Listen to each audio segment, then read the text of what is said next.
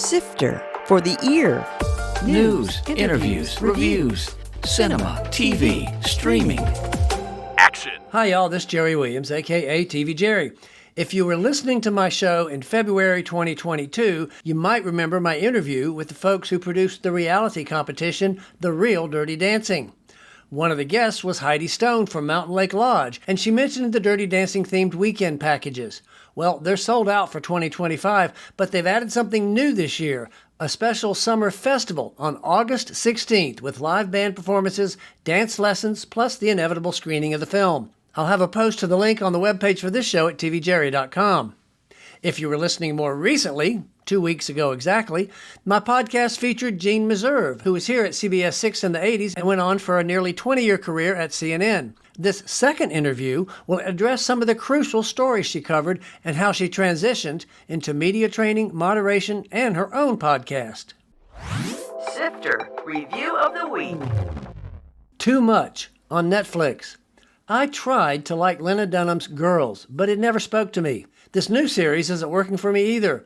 It's based on Dunham's experience in London with her current husband, substituting Megan Stalter as a woman who's dumped by her boyfriend and goes there hoping for a typical English rom-com affair. Stalter's character in Hacks is a more obnoxious version of the one here. She's still got the grating personality, but is allowed a bit more sympathy. As her beau, Will Sharp is wonderfully sweet and sexy. Dunham's good at casting the right men. Much of the series is comprised of their time together with lots of sex.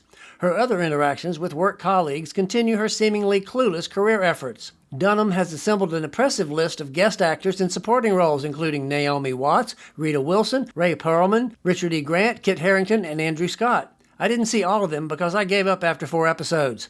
This isn't exactly navel-gazing, but the dialogue isn't often interesting, and the whole thing feels too self-absorbed, uneven, and never especially funny. I gave Too Much 2 out of 5 stars. Okay, Jeanne, before we move on from CNN, let's talk about a couple other things. You covered the Clinton election and the Bush election. How are they different from your point of view as a person covering them? The Bush election was the election that would never end. That's what made it different. That's right, yes. I had 2 young kids. I was sent out to backstop the principal reporter on the Bush campaign for the last week. And then the election wasn't settled, and I ended up in Austin for 6 weeks with kids back here who didn't understand where mom was. They were used to my traveling. They were used to my being away for a week or 2 at a time. But 6 weeks, that was tough. That was really rough. So that was the big, most substantial difference between the 2 campaigns, was just it didn't end. It didn't end. And I guess Jeffrey was stuck back in D.C. dealing with the 2 kids, being a daddy for 6 weeks. Dealing with the 2 kids, thank God. We had a great nanny. Whenever we hired childcare, we always said, you've got to be flexible. You have to understand what our jobs are. And sometimes you might have to work a lot more than 40 hours a week. They were terrific. And the kids were very resilient. And everybody came through it just fine. They're productive adults, and I don't think they're too badly scarred from all of my gallivanting around. That's good. Now, tell me about the Communications Center, because that's where you went next. So when I left CNN, I realized that... and why did you leave, by the way? Well, they showed me the door, and all they tell me after 19 years of service and 2 Emmy Awards and couple of Peabody Awards, and having won an award relating to 9/11 a week before we had this conversation, all they'd say to me is, we want to try something different. And if you look at CNN's air today, you probably can figure out what that different was all about. But they would not say it out. I pressed, of course. Right. And was never given an answer. So that's why I left. I had always known that there was a time limit on my career, so not totally unexpected, but it was a career I loved. I loved what I did, and I loved the people I worked with and the camaraderie of the newsroom. And I was sort of at loose ends for a little bit, and was doing some freelance radio anchoring for an all-news radio station here in Washington, but that was not going to be my life's work. Right. And this door opened at the Communications Center, which is a really well-respected organization that does media training, presentation training, etc., for all kinds of people and organizations, and they offered me a job, and I went to work for them I worked for them for, I don't know, 4 or 5 years, training people. There were some fantastic opportunities. We did a lot of work with the World Bank and the IMF. I got to go to far reaches of the world I'd never visited before and probably wouldn't have been able to visit otherwise. Yeah. And that was all great. And it gave me a different perspective on my work that I'd done as a reporter. I never took a journalism course, Jerry. Oh, wow. I learned everything on the job. And in some ways, there's no better way to learn. But to hear about a media interview from the point of view of the person being interviewed was a revelation to me. And all of a sudden, I understood some of the tricks that some people had tried to pull on me over the years. I like to think not always successfully, but it expanded my knowledge in an incredible way. But I was getting more and more offers to moderate things. And so I left and devoted myself full time to moderating and also to podcasting. When you were doing these media training, anybody famous or anybody that was notorious or anybody that you trained that we might have known about? There were, I think, I'm bound by certain confidentiality things. I can't talk about that. Yeah. There were no, A-list movie stars or A-list politicians, but I did, for instance, prepare individuals who'd been nominated for cabinet posts. I prepared them for congressional hearings, that kind of stuff. Obviously, being on TV, I remember it from back when I was all those years. You must have been recognized so many times, so many places, fans all over the place. What are some interesting encounters you had with people? The very best one was very early in my career in Bangor, Maine. I made the switch from radio to TV. And I was, my ego was starting to grow a little bit. People were recognizing me. And one night I was at an event and a guy came up to me and he said, "You're Jeanne Meserve." And I said, "Yeah." And he said, "So am I." Oh, wow. And that wigged me out for 30 seconds before I figured out that was Gene, Right, Meserve. right. That was probably my most memorable moment. There were 2 other good ones. One, I was on a political campaign and I was in New Hampshire the night of the Iowa caucuses. I was sort of supposed to be previewing, what was going to be upcoming next. And I was doing live shots, and the Kerry campaign had headquarters right next door. And so we were working with big studio cameras at that point, the big old mill in New Hampshire. We rolled the studio camera into the next room to get a shot of the Kerry people and talk to them because Kerry had done well in Iowa. And this woman came up to me and said, "You're Jeanne Meserve." And I said, "Yeah, I am. Hi, who are you?" And she said, "Carole King." Oh, wow. That's what I said. Yeah, This yeah, is really. like literally the soundtrack of my youth. Yeah, And she's recognizing me. Exactly, yeah. So that was a good one. And there was another one where Whoopi Goldberg knew who I was, and that was kind of cool. But, I've been off the air now for more than a decade. It never happens. In part, I let my hair go gray. Yeah. It shows how fleeting all of that fame is. You're off the air and everybody forgets right away. Never do I give my name for a reservation or something else and have someone say, "Oh, didn't you used to be on CNN?" Never happens. Wow. So I actually think that having gone through a couple of jobs in the course of my career was good preparation for this. I think if you'd always been on the air and always been a star and then you were taken off the air, I think it would be a real jolt. Well, it's funny. You mentioned the Jerry Williams. When I was still in college, I did Richmond's first underground radio show called Veronica Lake. And there was a famous DJ you may remember because of your Boston connection named Jerry Williams, who actually called into my show one night to just say, "Hey, I'm Jerry Williams too." So I had a similar same name experience. Oh, that's cool. But you knew about him, and at least he was the same gender. I mean, to have a guy say, "Yeah, I'm Jeanne Meserve too." Right, yeah. What do you mean when you say you're a moderator? How does that work? So organizations have events, often including panel discussions, and they need somebody to run that rodeo. Right. And so they come to me and say, "Will you do it?" And very often I say yes, because it's a new topic, it's new people, I'm going to learn something from doing this. I will reach out and have individual conversations with everybody who's going to be on the stage with me. Oh, really? And then I create the conversation and then I get on the stage with them and I execute it. There have been some great ones. I really like doing this and I've gotten to do it all over the world. I go to the Munich Security Conference every year and do Innovation Night and often do Space Night for them. I just came back from Copenhagen in May, Copenhagen Democracy Summit, where I've gotten to interview all kinds of people. It's the TV skills. Often you had to moderate multiple people and figure out how everybody gets to have their say, figure out the right places to have them interact. Where are the points of conflict? Where are the points of agreement? It's all the same skill set. This was an interesting one, and there may or not be a story here. The Transatlantic Commission on Election Integrity. Of course, election integrity is not a problem anymore. No, of course not. So this was kind of interesting.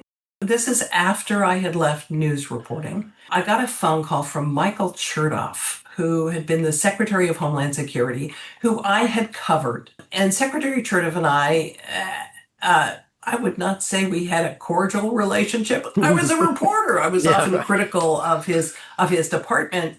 But he called me and he said, so this organization's being formed. It's being formed by Joe Biden, who at that point had left the vice presidency and was not yet running for president, by Joe Biden and the former Secretary General of NATO, Anders Fogh Rasmussen.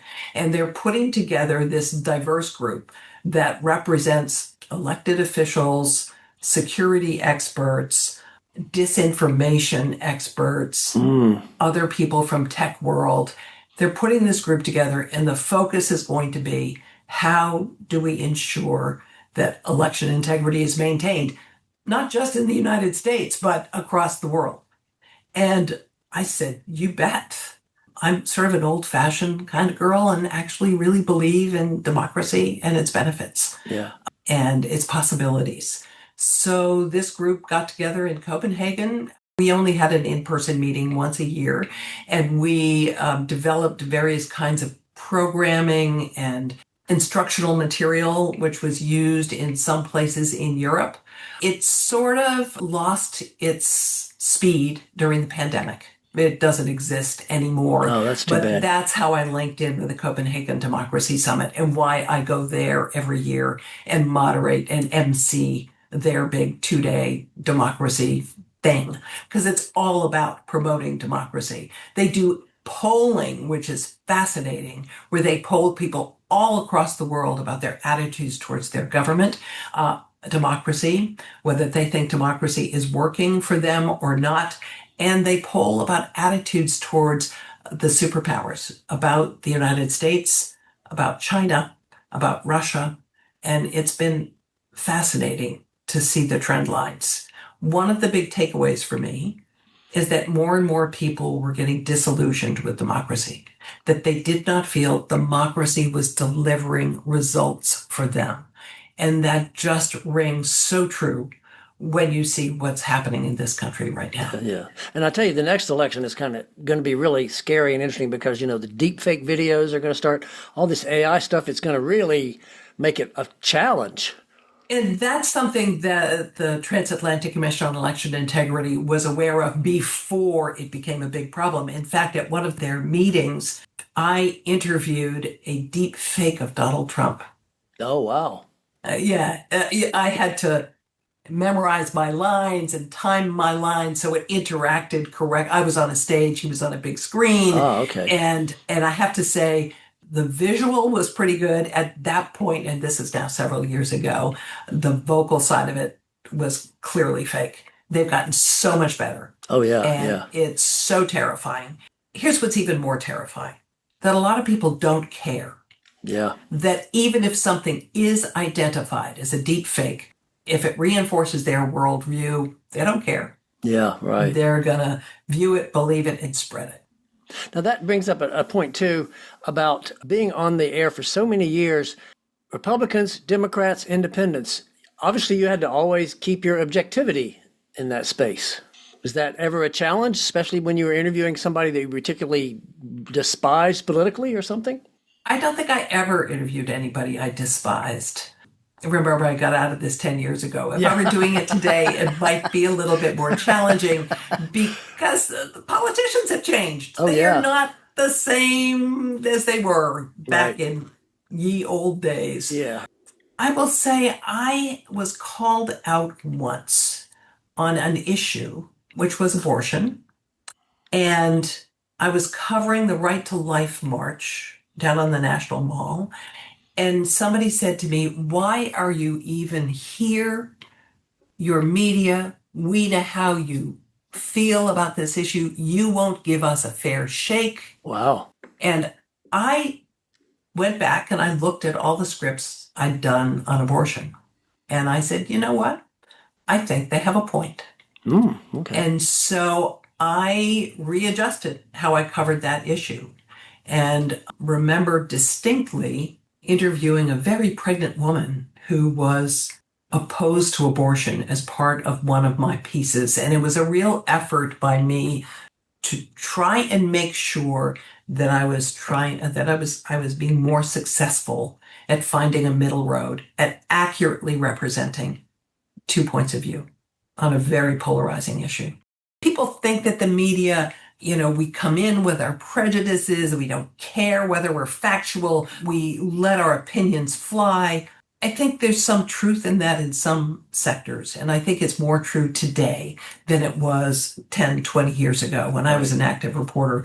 But always, I took criticism to heart and tried to take a really honest view of what I was doing and what I was covering, and tried very hard to present the public with the closest thing I could get to the truth. So you also, like I do, have a podcast now. What's that about?